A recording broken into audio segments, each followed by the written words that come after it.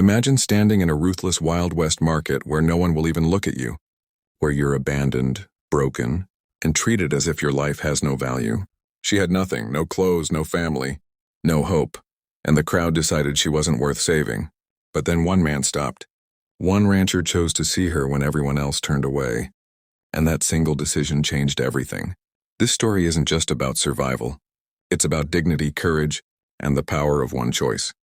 If stories like this move you, make sure to subscribe, share this video with someone who needs hope today, and comment below what you would have done in his place, because this ending will stay with you.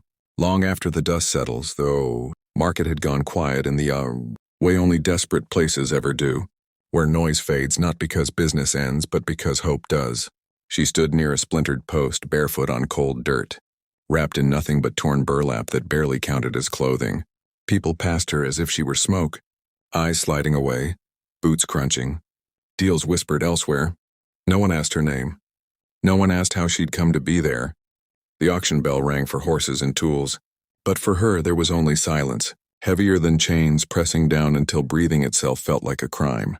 By noon the sun turned cruel, burning her skin and turning shame into something physical. Traders shook their heads, muttering about trouble, about bad luck, about mouths that needed feeding. A man laughed and said she'd fetch nothing, not even a penny, not even pity. Another warned that buyers didn't want broken things. She kept her gaze low, not because she believed them, but because meeting their eyes meant watching them choose to look away. Hunger twisted her stomach, but worse was the knowledge that even hunger had noticed her and decided she wasn't worth the effort. She remembered the morning she was dragged from a wagon and left there, told to stand still and be quiet.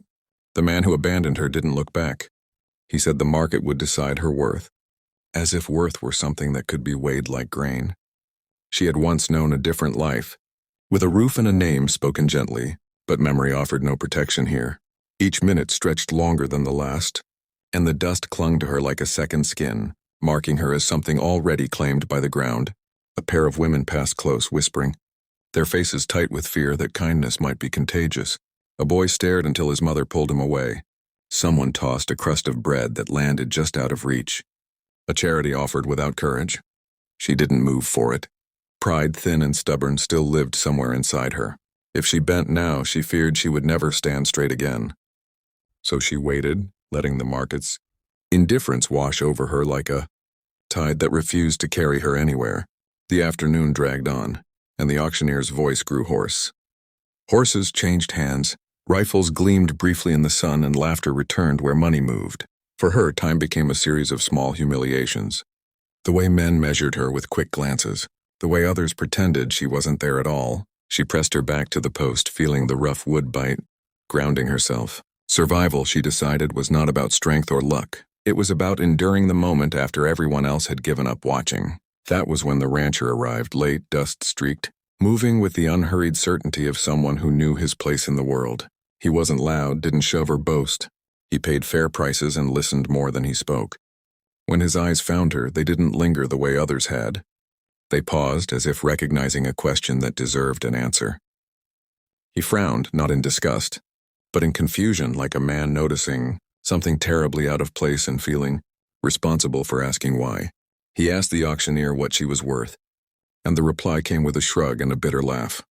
Nothing. Not today. Not ever. Trouble, they said. Bad history. The rancher didn't argue. He stepped closer, keeping a respectful distance, and asked her name. It startled her so badly she nearly forgot it. When she spoke, her voice cracked, unused to being needed. He nodded as if that single word mattered more than any price. Around them, the market leaned in, curious now, scenting a story. He took off his coat and held it out, not touching her, not rushing. She hesitated, then accepted, the weight of it shocking in its warmth. Murmurs rose, warnings and jokes mixing together. Someone told him he was making a mistake. Someone else said he'd regret it by sundown. The rancher didn't answer. He simply asked if she could walk. She straightened, surprised to find that she could. For the first time that day, the ground felt less like a trap and more like a path. As they moved away, eyes followed them, not with kindness but with disbelief. Deals paused. The bell stopped ringing. The market seemed to hold its breath, as if unsure how to react when a decision ignored its judgment. She walked beside him, coat wrapped tight, heart pounding. Every step a negotiation between fear and hope. She didn't know where he was taking her or why. He'd chosen to see her when no one else would. What she knew was this. The market had failed her, but one man had not. At the edge of the square, he stopped and looked back once, as if daring the world to object. No one did. He turned to her and said they had a long ride ahead, that work was honest and nights could be cold, and that nothing would be easy. She nodded, understanding more than he knew. As they stepped into the open road, she realized this wasn't rescue yet, not really. It was a beginning, fragile and dangerous, and whatever waited beyond the dust would demand. Everything she had left, the ride out of town felt longer than it was, the market shrinking behind them until it became nothing, more than a smear of dust on the horizon. She sat stiff in the saddle, afraid that if she relaxed, the moment might break apart like a dream. The rancher rode beside her, giving her space, matching her pace. He told her his name was Thomas Hale, that the land ahead was hard but honest, and that no one would lay a hand on her without his say. He didn't promise comfort. He promised safety, and that promise carried weight.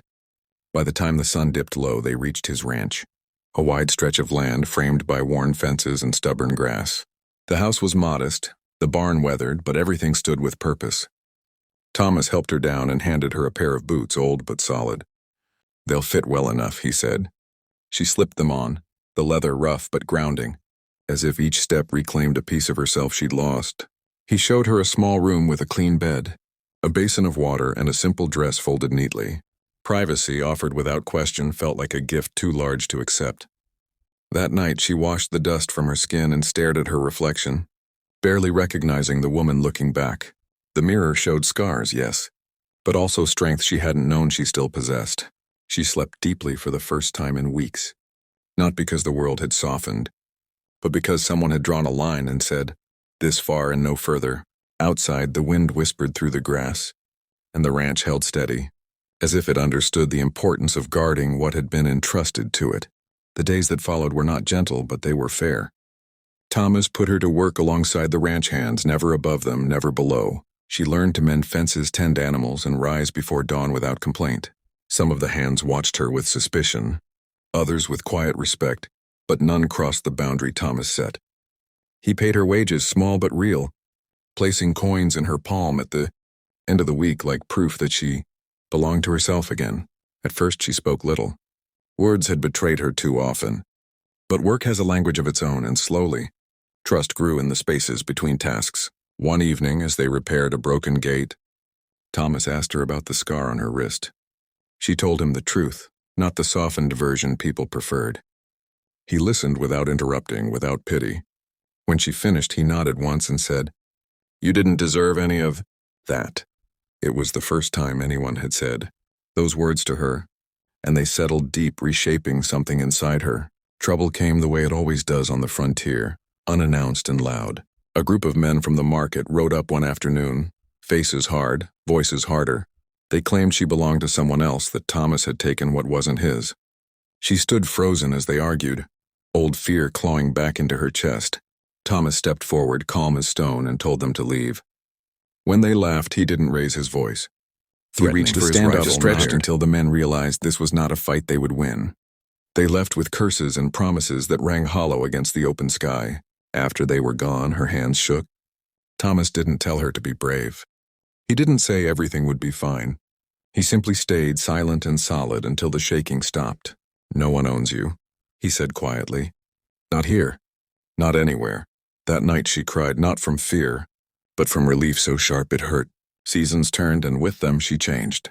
Strength replaced frailty, confidence edged out caution. She laughed sometimes, surprising herself with the sound. She learned to ride fast, to stand her ground, to look people in the eye. Thomas treated her no differently than anyone else, and that equality mattered more than kindness alone ever could. Respect, she realized, was the truest form of protection. When winter came, harsh and unyielding, they faced it together. Storms tested the fences, sickness tested the herd, and hunger tested their resolve. She worked until her hands cracked and bled, and Thomas worked beside her, never asking more than he gave. In the long nights by the fire, they spoke of the past and the future, not as confessions, but as shared burdens laid down between them. Something grew there, quiet and unforced, rooted in trust rather than need. By spring, the ranch stood stronger than before, and so did she. News traveled fast on the frontier, and the story changed as it passed from mouth to mouth. The woman no one would buy became the woman who rebuilt a ranch. The one abandoned without clothes became the one who stood unbroken. People looked at her differently when they came through the gates, measuring not her weakness but her resolve. One morning, Thomas asked her what she wanted next. The question startled her more than any danger ever had. Choice was unfamiliar territory. She thought of the market, of the dust and the silence, of the way her worth had been dismissed by strangers. Then she looked at the land, the animals, the life she had earned inch by inch. "I want to stay," she said. "And I want to build something that can't be taken away." Thomas smiled, not triumphant but proud, and told her the land was big enough for both of them. The past never fully disappeared, but it no longer defined her. She carried it like a scar, visible, yes, but healed. The Wild West remained cruel, unpredictable and unforgiving, but it had failed to break her. And somewhere between a heartless market and a quiet ranch, she learned the truth the frontier rarely taught, that worth is not decided by crowds, and salvation doesn't always arrive with fanfare. Sometimes it comes on steady hooves, offered by someone brave enough to see a human being where others saw nothing at all.